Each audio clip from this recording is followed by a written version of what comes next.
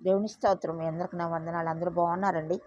మరి 2025 సంవత్సరం స్టార్ట్ అయ్యి మరి ఒక నెల అయిపోయి రెండో నెలలో ప్రవేశించాం మనము.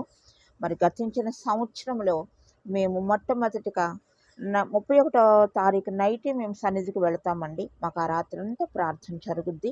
ఆ సన్నిధిలో మేము బలపడిన రీతిగా మేము 24 సంవత్సరం అంతా దేవుడు మమ్మల్ని కనికరించాడు. దేవునికి స్తోత్రము కలుగును గాక.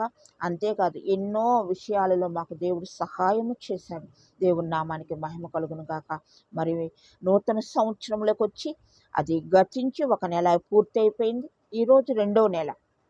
ఇంతవరకు సజీవ లెక్కలో ఉంచాడు. దేవునికి స్తోత్రం కలుగును గాక. మరి మీరెలా ఉన్నారో తెలియదండి నాకు. నా వీడియోలు లేట్ అయిపోయినాయి, క్షమించండి.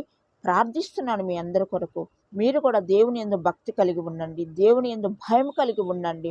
దేవుని కొరకే మీరు జీవించండి. దేవునిని మీరు అంగీకరించి దేవుని వాక్యానుసారముగా మీరు మాట్లాడాలని, జీవించాలని, ముందుకు సాగిపోవాలని.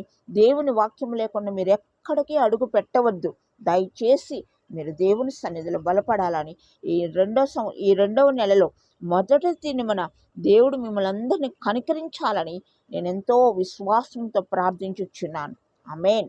దేవునికి స్తోత్రము కలుగును గాక. ఆమేన్.